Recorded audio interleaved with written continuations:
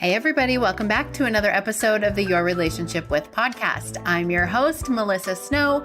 I'm a business relationship strategist and the founder of the Powerful Women Rising community, on a mission to help change the face of networking so that we can all network like humans and not like salesy weirdos. If you don't know what a salesy weirdo is, then you definitely need to follow me on Instagram. I've got a lot of reels that will tell you exactly what a salesy weirdo is. And I'm sure once you start watching them, you are going to be like, yeah, I've seen a lot of salesy weirdos in my lifetime, and maybe even been a salesy weirdo. It's okay. I have too. When you know better, you do better. Okay, so today is, I know I've said this before. I say this so many times, you guys probably don't even believe me anymore, but this actually might be my favorite podcast interview so far. I got to interview Kristen Carder. She's the host of the podcast, I Have ADHD. I found this podcast a little while ago, probably about 6 to 8 months ago, several months after being diagnosed with ADHD myself at age 41. Not a surprise that I had it, but actually got a diagnosis at age 41 and started treating and really figuring out, what does that actually mean? How is it affecting my life? What are the things that I thought were just like character traits that are actually ADHD, and how can I work with it rather than against it? And figuring out all the ways that my whole life I had tried to fit my square peg into a round hole, and all of a sudden it made sense why it wasn't working. And finding Kristen's podcast was super, super helpful for me in understanding so many of the nuances of ADHD. And if you are an entrepreneur with ADHD, if you have clients who have ADHD, if you have suspected that you might have ADHD, this is a great podcast for you to listen to, because ADHD is not just a buzzword for Kristen. She talks about how it's a trending topic on TikTok now, but this is really her life's work.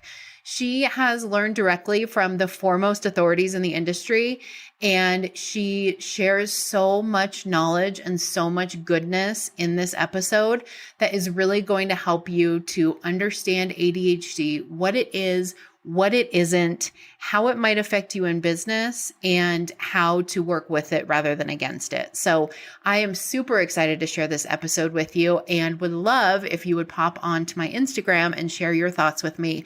I know you're going to love it just as much as I did.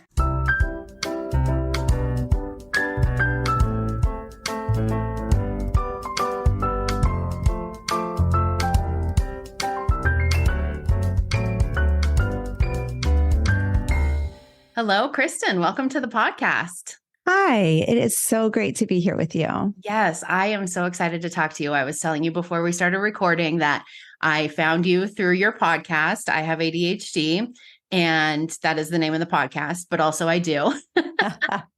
And it's such a good podcast. It's so much good information in there about if you are even questioning maybe I might have it, or you thought that you had it, but you don't know, is this really part of that? It's just like been so eye-opening for me. I can't recommend it enough. I tell everybody that I know that's like, I think I might have ADHD. I'm like, okay, well, listen to this podcast. Thank you so much. That's so kind. I love having a podcast, and podcasting is something that's really hard for me, but having the podcast is super fun. And I also love to get to connect with people like you. So fun to be here. Yeah. I'm excited for you to share your wisdom with my listeners today also. So let's talk first a little bit about, tell us just a little bit about you, what you do, and about your relationship with ADHD. Well, a little bit about me. I am newly in my 40s and I have 3 kids. I live an hour outside of Philadelphia in Pennsylvania, and I work all day, every day as an ADHD coach. So I work with adults with ADHD who are wanting to move forward in a self-development journey. And I help people. I don't help people make a schedule or a plan. What I do instead is help people to accept their diagnosis and really understand it, and drop the shame and the drama and all of the self-judgment and the inner turmoil that comes with having ADHD, and just really step into like lives that they want to live. I think a lot of us are walking around living a version of life that somebody else kind of prescribed for us. And I think one of the steps on the ADHD healing journey is really understanding what life you want to live and what works for you. So I'm a podcaster, I'm a coach, and I just love people with ADHD so much. That's my relationship to ADHD. I love the ADHD brain. I love people with ADHD. And being able to serve a community that has for decades, well, actually since the beginning of time, been so underserved is such a privilege to me. I know now like ADHD is a trending topic on TikTok, but it's been a widely underserved community for so long. So to be able to be in that space, I feel like is such a privilege. Yeah, absolutely. And not only underserved, but I feel like very misunderstood or understood, if that's a word. Absolutely. Yeah, absolutely. I mean, I know we'll get into this, but so many people still think that ADHD is like a little boy bouncing around in a classroom. And so when a beautiful, professional, smart woman sits in front of them and says, I think I might have ADHD, most people will kind of give you the side eye and say, no, like you're too smart to have ADHD. You're too successful to have ADHD. You're too whatever, white, old, you fill in the blank. People just don't understand that ADHD does not discriminate and anyone can have it. Yeah.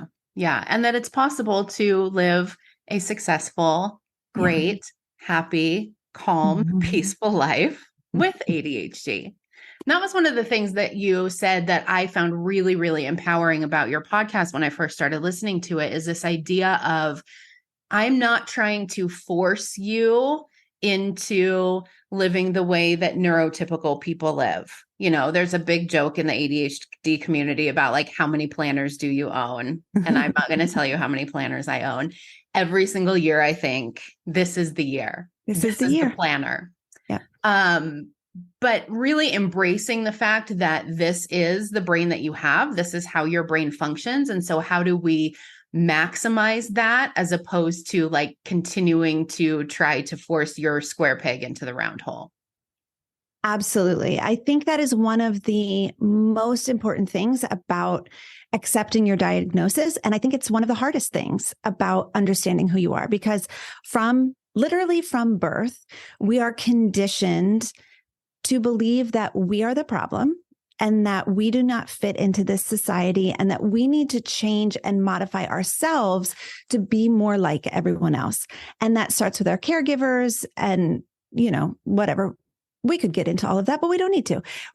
Caregivers, school systems, even just like on a sports team, like I'm the one just kicking the dirt instead of paying attention to the soccer ball.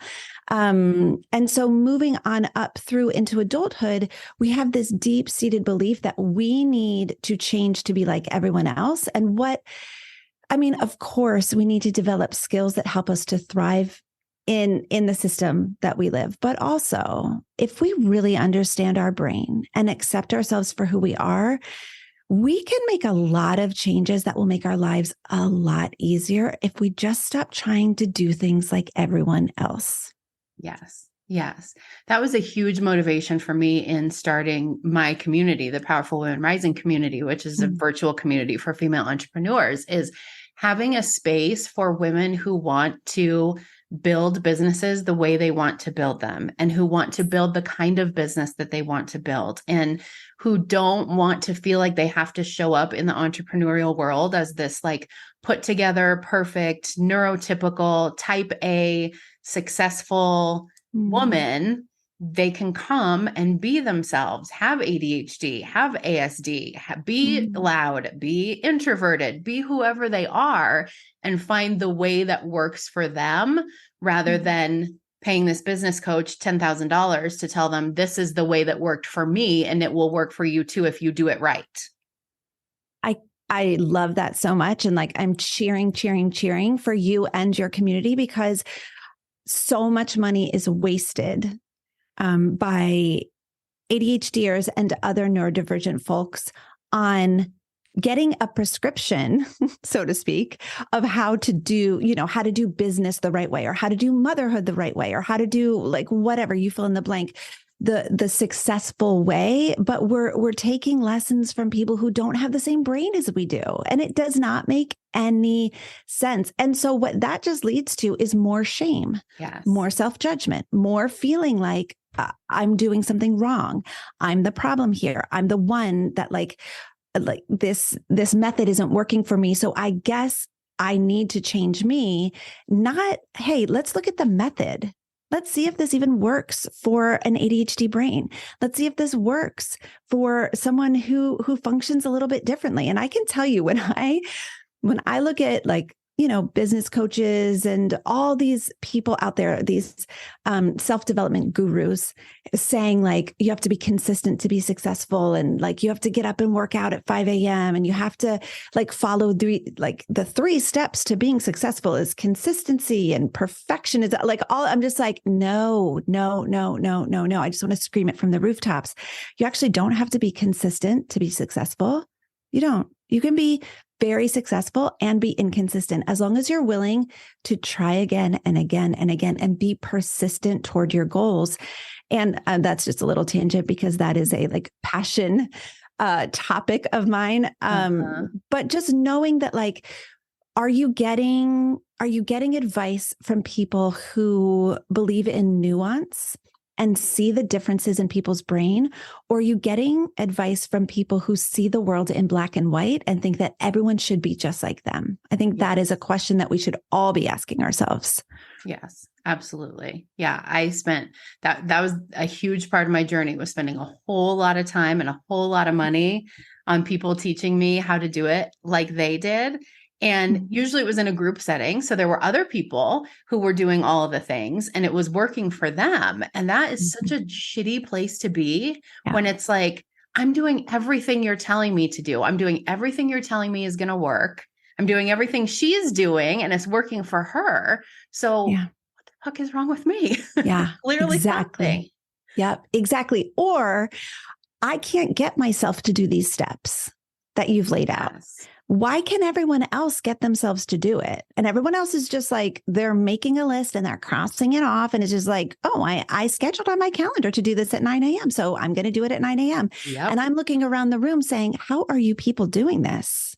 How are you all just like, you just make a plan and then you implement the plan? Like, what are you even talking about? And of course, now I'm pretty far into my healing journey where I am able to get myself to do the things for the most part. But I didn't start out that way. I started out on my couch watching daytime TV, wondering why everyone else had a full-time job. And I was watching daytime TV and really, really poor. Like that's where I started, right? So it's been a long journey. Yeah. So let's back up a little bit to what ADHD actually is. You touched on it a little bit. We think it's the little boy bouncing around in the classroom, or like the naughty kid, or for me, it was always, my leg was always tapping. And that's what we think is like, you can't sit still. But I have discovered in large part, thanks to your podcast, that it really is about so much else. So tell us, I mean, we're barely scratching the surface on ADHD in this 30-minute interview, but tell us the overarching view of what ADHD really is.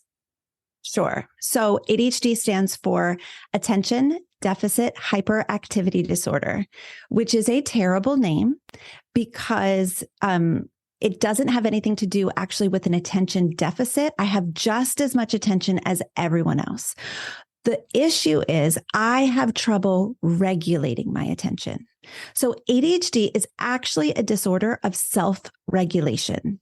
And so if you can think about it in that way, it's going to make a lot of sense. I have trouble regulating my attention, meaning I have plenty of attention, 100% attention, just like you have, but I'm going to have a lot of trouble keeping my attention focused on the thing that matters most. And so when something else steals my attention, whether it's an intrusive thought, an emotion that I'm experiencing really deeply that I just can't, I'm so distracted by, or the guy outside mowing the lawn, I'm going to struggle to regulate my attention and keep it on the task in front of me if there's all these other things happening around me.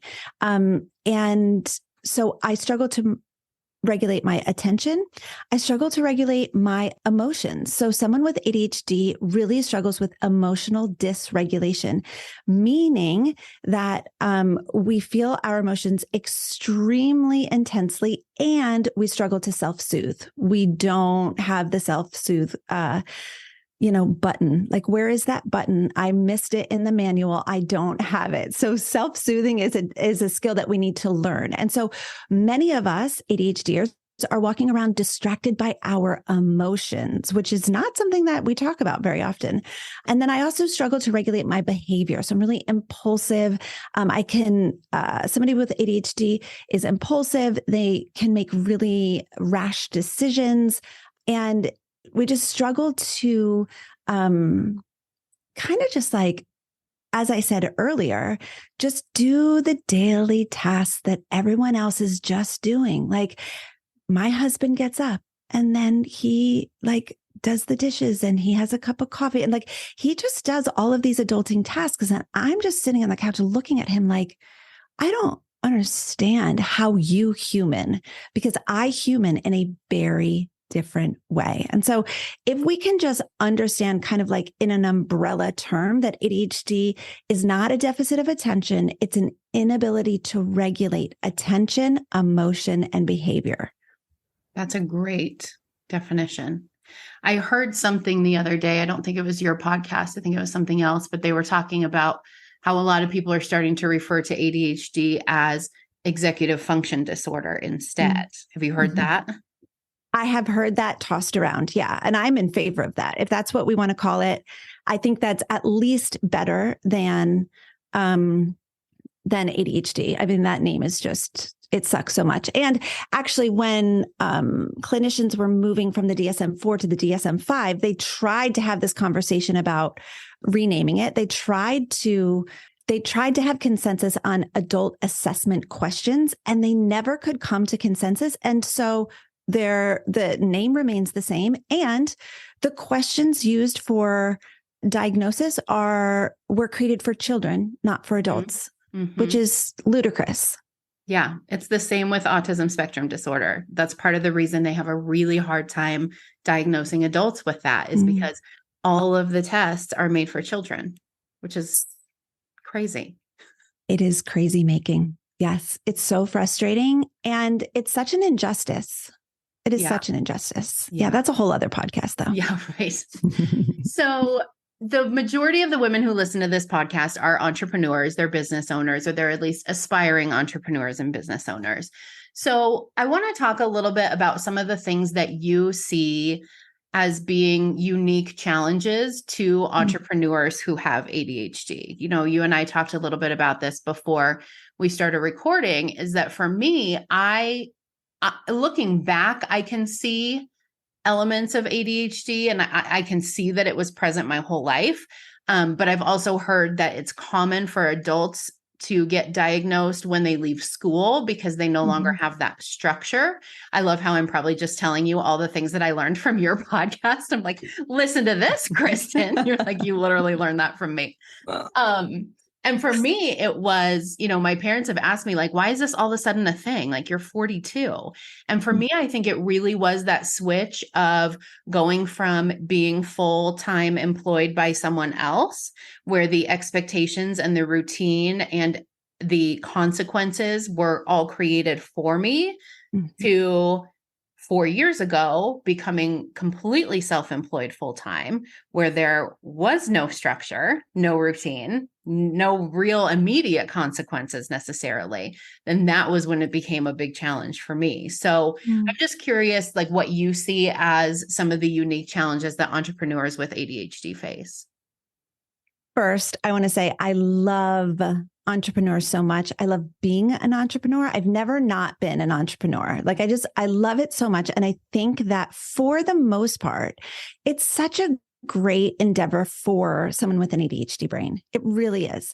But as you mentioned, not having a boss, not having structure laid out for you, not having daily tasks that you're reporting to someone else for can be really, really challenging. And so I want to go back to the executive functions that you mentioned, because I think it's a great way to weave the two conversations together. So executive functions are essentially the skills that allow us to adult. They're the skills that allow us to manage ourselves and reach our goals. And they're housed in the frontal lobe. So if you were to tap your forehead, that's where your frontal lobe is. And for someone with ADHD, our frontal lobe is underdeveloped. And so that means that our executive functioning is really impacted. And so here are the executive functions, and I'm going to kind of tie them back to entrepreneurship.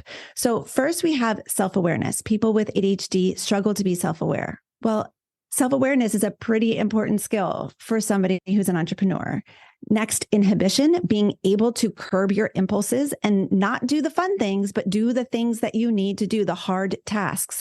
Then we have working memory. And girl, we could talk for hours about working memory, because that is your ability to keep the task in your mind long enough to accomplish it. So how many times have you been like, I'm going to do this thing today? And then you have every intention. It's not like you don't want to do it, but you just don't keep it in your mind long enough to get it done. Or you start it, you get distracted, and you never remember to come back to it. Not because you're a bad person, not because you don't care about the client that you're working for, but just because out of sight, out of mind, we don't have the working memory to just remember to finish the thing.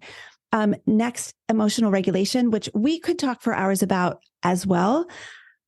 When you are emotionally activated, it's very hard to create an Instagram post talking about your company and put it on social. When you are emotionally activated, it's very hard to write a sales email, right? Mm-hmm. And so we need to develop the skill of emotional regulation just so that we can function and move forward in our businesses. I have two more. Self-motivation, my goodness. This is a huge issue with an ADHD entrepreneur because we struggle with self-motivation. We have lower levels of dopamine, which means the mundane, boring tasks make us feel like we want to die. They're not just boring. They're debilitating. If I have to do the books for my company, it is impending doom. I cannot do it. So because we have lower levels of dopamine, we struggle to activate and just get started on the tasks, just the simple tasks. And this goes back to, how come everyone else in the group can just do this shit and I can't? And that's the reason why. Last one is a cluster. It is planning, problem solving, and organization. One of the key skills of being an entrepreneur is being able to plan and problem solve and organize. Now, I want to have a caveat here. It's not problem solving like a big picture. We're amazing at big picture problem solving. I'm talking problem solving like the nitty gritty details of my Excel spreadsheet does not match my bank account.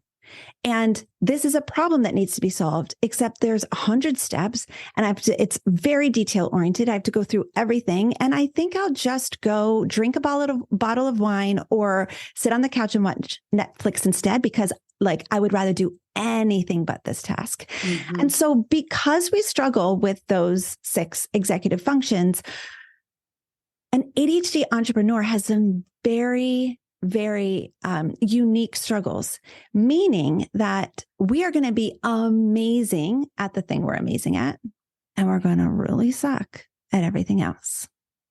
Does it sound familiar, Melissa? It does, yes. Actually, many of the things that you're saying, one of the first things I told my virtual assistant was listen, this is one of the first things I tell most people I meet. I have the worst memory ever. So just know that it's not personal, and you're probably going to have to tell me 94 more times. And mm-hmm. you're probably going to have to email me and be like, hi, where's that thing I asked you for 9 times? And I will be grateful that you did nag me about that. I'm not going to get mad at you, and I'm not going to be like, leave me alone. I'm going to be like, oh my gosh, thank you so much. I'll do it right now. Yeah. That's one of the big things that I've learned since my diagnosis is being okay asking for what I need and mm-hmm. also giving other people permission. Like people will ask me for something when I'm out and about doing something, or I run into them at a meeting or a networking event or something. And I will tell them like, they'll say, oh, I would love to grab coffee with you sometime and chat. I'm like, yes, let's do that. I will reach out to you. Usually I say, reach out to me because I know I'm going to forget in 5 seconds. But if it's something where I need to reach out to them, I will say to them, like, I may forget this. Please don't feel bad bringing it up to me again. I want you to bring it up to me again because I have a terrible memory. And so finding those kind of workarounds and ways to just accept, like, this is how I am. Yeah. I'm owning that. I'm sharing with you that this is how I am. And here's how we can both be okay with it, has been very empowering and also really helped me to actually get things done. Yes. And that goes back to just accepting your diagnosis, accepting that your brain works a little bit differently, accepting that you're not going to fit in the box that everyone else does. And knowing that, like, hey, I'm talking to a human and I can be vulnerable enough to say, like, hey, I would love to get coffee with you, but I know I won't remember to reach out. Do you mind reaching out to me? Because I would love that. And then the other human gets to decide, like, no, it's not worth it for me to reach out to you. Well, I guess we're not having coffee then. No prob. Right. Like, that's not a problem for me. But being able, I think once we begin to truly accept, like, understand ADHD and accept who we are and what it means for us, then we can just start externalizing our needs just a little bit. I mean, it is so small to say to someone, yes, let's get coffee. You reach out to me and I am there. That's so small. That's not a big ask. Yeah, absolutely. But in order to get to that space, you have to accept your diagnosis. You have to be okay with it. And you have to, I also think there's an element of letting go of the shame and the, whatever other feelings come along with that diagnosis of, I never really struggled with shame because I feel like I've spent my whole life thinking I was different than everyone else. So like I dealt with that a long time ago. Yeah. But there is that element for a lot of people of being okay with saying, like, this is how I am.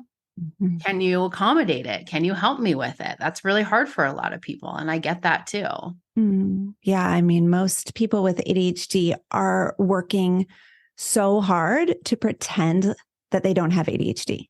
Yeah. And that is so draining. It's so exhausting.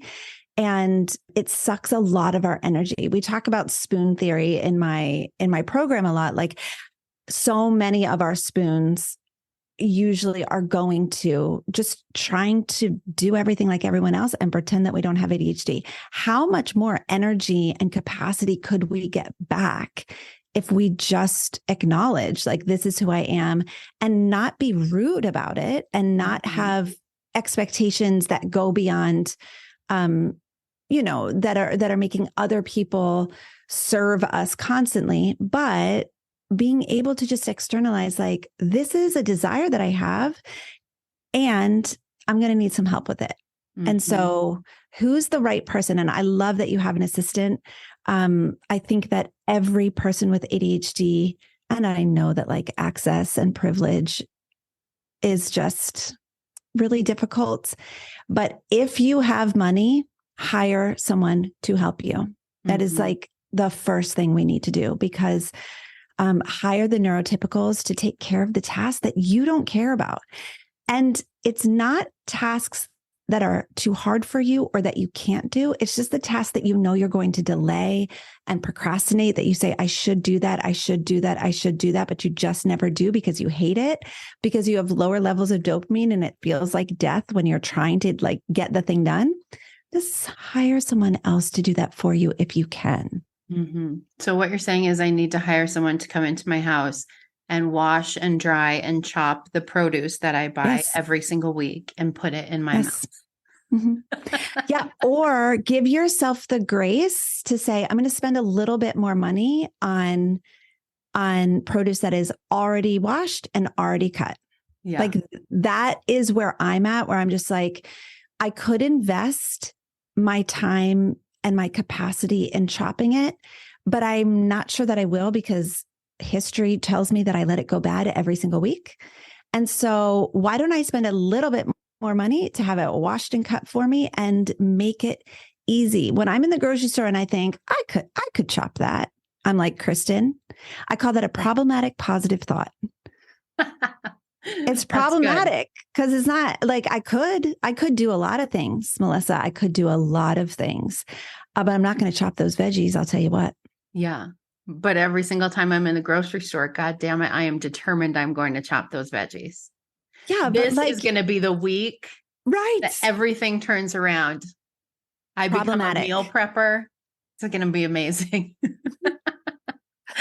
Oh, okay, it's so good. So what are some things, if people are listening to this podcast, maybe because they were curious about ADHD, maybe they have suspected that they might have it, or people who do have it, are there some tips that you have for those people or advice that you have for them in terms of, we've talked about several of them already, but just in terms of being successful as an entrepreneur?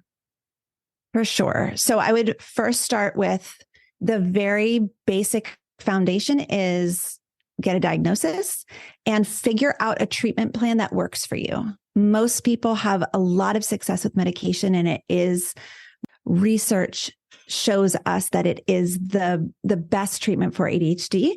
Other people don't, they just can't really tolerate it. About 10% of people can't really tolerate ADHD medication, or they choose not to be medically treated. And so find a treatment plan that works for you. That might look like medication. That might look like therapy. That might look like a really rigorous exercise program, really paying attention to your diet, functional medicine, blah, blah, blah, blah.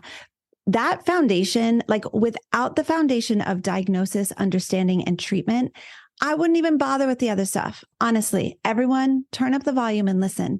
If you're not diagnosed and treated, if you have ADHD, but you're not diagnosed and treating it somehow, the other stuff is just not going to really be able to be implemented long-term, because inevitably your ADHD will bite you in the butt and will make it so that you're not able to implement skills long-term. But once you have that foundation of diagnosis and treatment, after that, I would really encourage everyone to sit down and really understand what the priorities are in your business. As an entrepreneur, there are hundreds, if not thousands of things vying for your attention. And the ADHD brain does not prioritize well.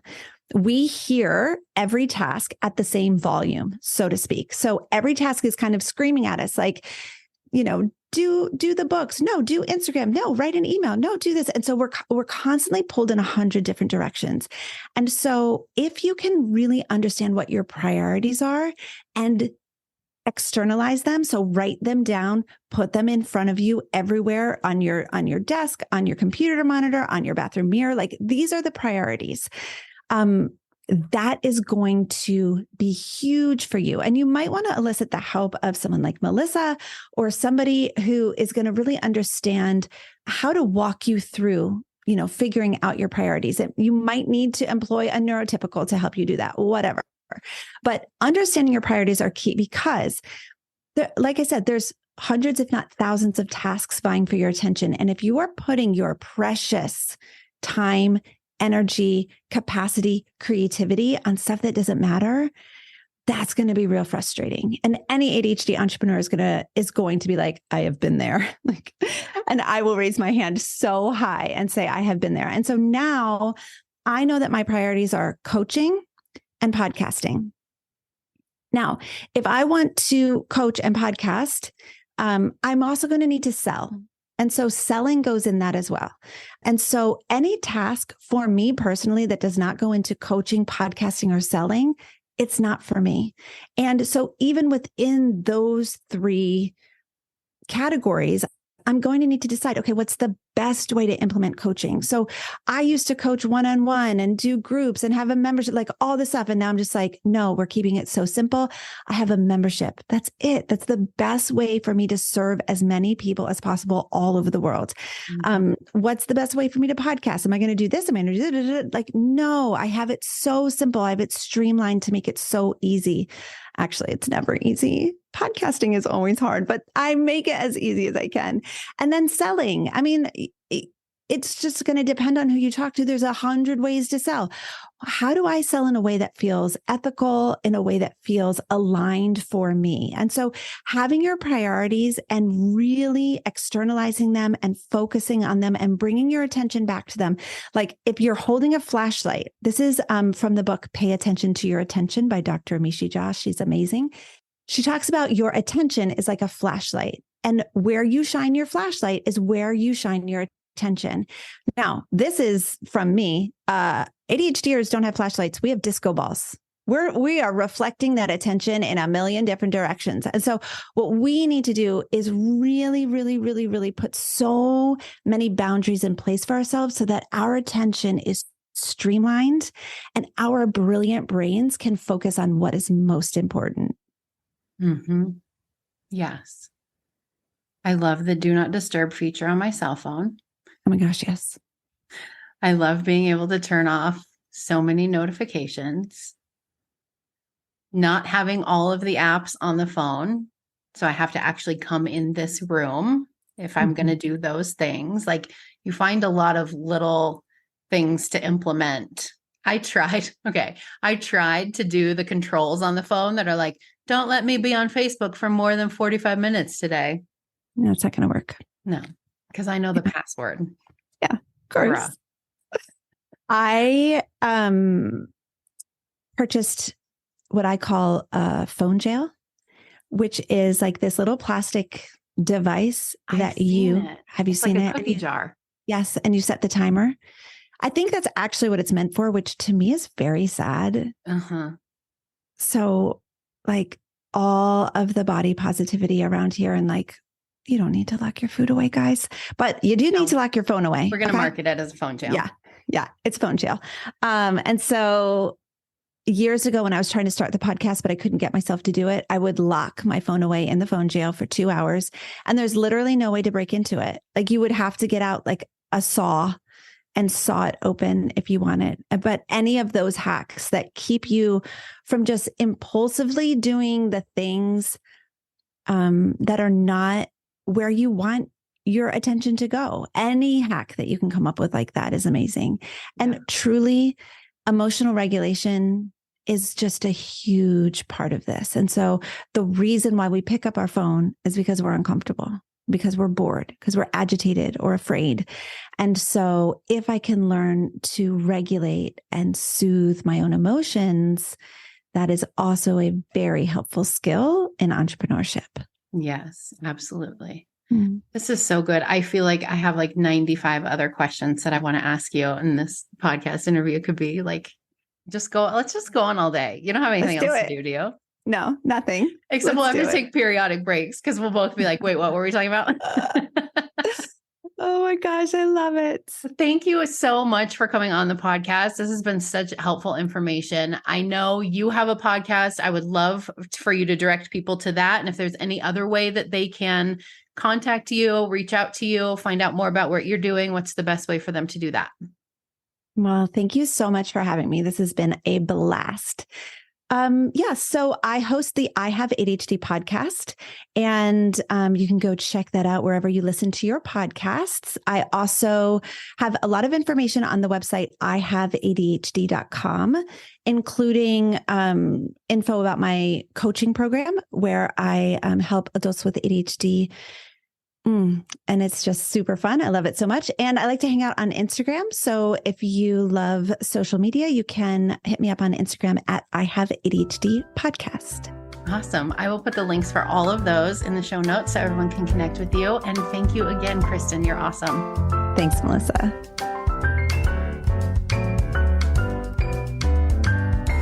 thanks so much for listening to another episode of the podcast. I just love that you guys show up with me every single week. And I love recording these episodes and knowing that you are going to listen. And every time I hear a little nugget from these people, I'm like, oh, that's so good. I can't wait for you guys to hear that. So thank you for your loyalty and for listening to this podcast. Don't forget to subscribe and leave a review so that other people can find this podcast. And if you want to know about Kristen and more about the work that she's doing, I'm going to drop 2 links in the show notes. One is to follow her on Facebook. One is to follow her on Instagram. Okay, just kidding. 3 links. I can't count. And the third one is to check out her I Have ADHD podcast. It's amazing. Have a great week, and I'll see you next time.